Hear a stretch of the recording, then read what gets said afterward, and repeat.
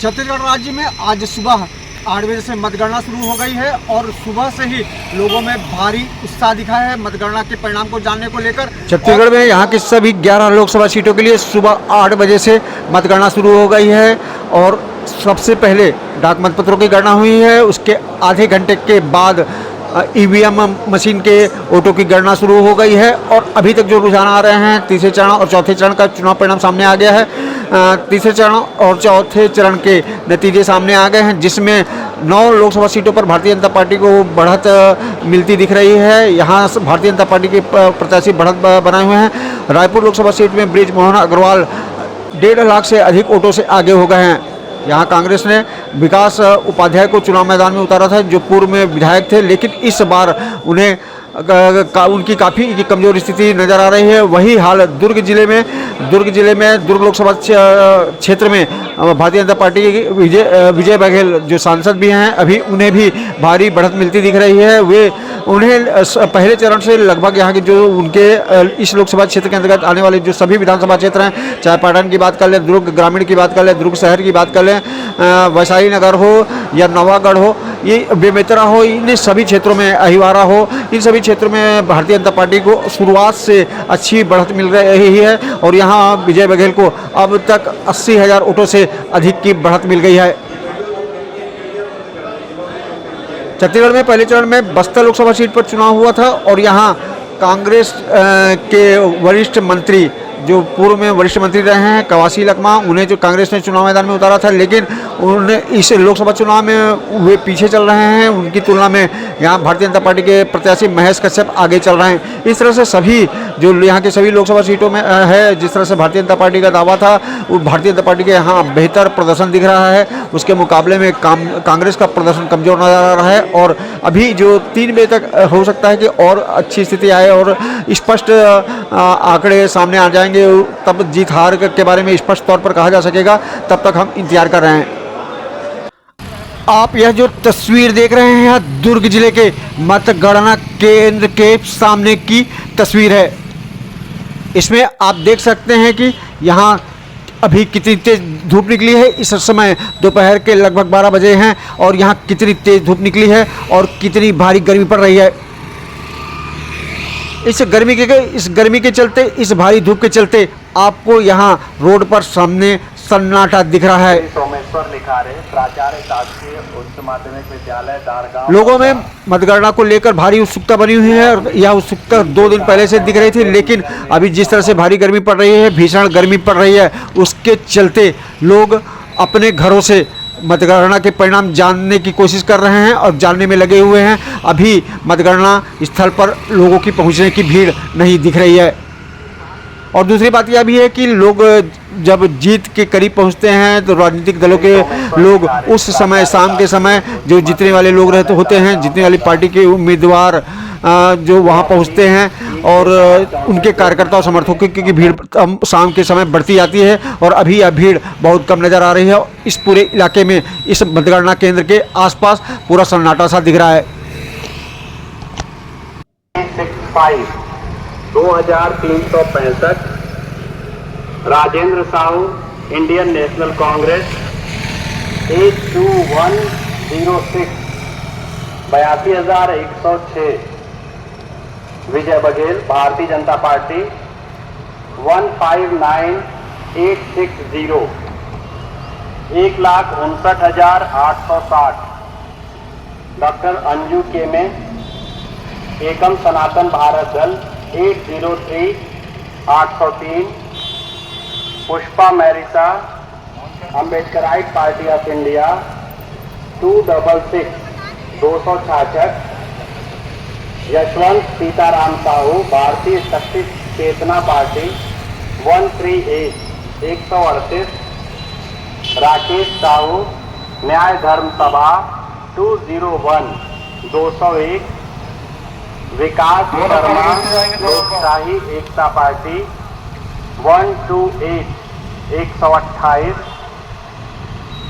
चितकरण महिलवार, Azad Samaj party Shantiram 180 Shankar Thakur, Gondwana गणतंत्र party 181 181 Shyam सुंदर साहू लोकतंत्र कांग्रेस पार्टी 155 155 सविता शैलेंद्र बंजारे शक्ति सेना भारत देश 212 212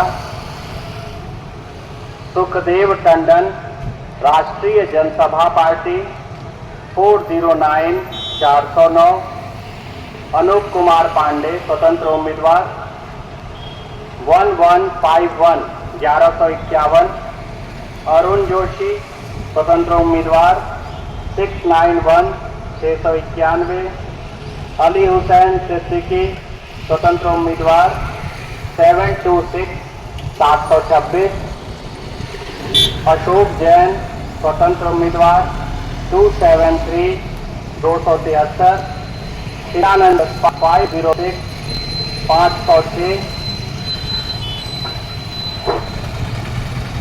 ध्रुव कुमार सोनी उर्फ लंगूर सोनी स्वतंत्र 564 564 मयूर साहू स्वतंत्र 285 285 बली 78 78 स्वतंत्र उम्मीदवार भानु प्रताप चतुर्वेदी स्वतंत्र 47 संतोष कुमार मार्कंडे स्वतंत्र उम्मीदवार 101 101 हरिचंद ठाकुर स्वतंत्र उम्मीदवार 245 245 हरिचंद साहू स्वतंत्र उम्मीदवार 183 183 नोटा नन ऑफ सेवक 997 997 कुल मत जिनकी गणना हो चुकी है 2,52,851 252,851।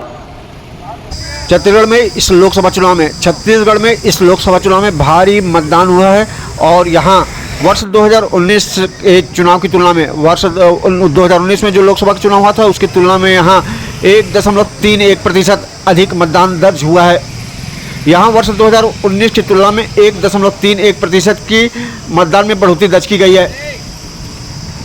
छत्तीसगढ़ में अभी शुरुआती दौर में जो रुझान आ रहे हैं, यहाँ की 8 लोकसभा सीटें हैं वहाँ भारतीय जनता पार्टी को बढ़त मिलती दिखाई दे रही है। इन सीटों पर भारतीय जनता पार्टी के प्रत्याशी चुनाव मैदान में आगे हैं। छत्तीसगढ़ में कई सीटें काफ़ी प्रतिष्ठापूर्ण रही हैं। यहाँ कांग्रेस ने 4 मंत्रियों को भी चुनाव मैदान में उतारा। यहाँ कांग्रेस ने पूर्व मुख्यमंत्री भूपेश बघेल को चुनाव मैदान में उतारा। उन्हें राजनांदगांव लोकसभा सीट से टिकट दी गई और अभी लेकिन पूर्व गृह मंत्री जो कांग्रेस के पूर्व गृह मंत्री थे, कांग्रेस के शासनकाल में पूर्व गृह मंत्री थे ताम्रध्वज साहू, वे महासमुंद लोकसभा क्षेत्र में रूप कुमारी चौधरी से भारतीय जनता पार्टी के प्रत्याशी रूप कुमारी चौधरी से पीछे चल रहे हैं।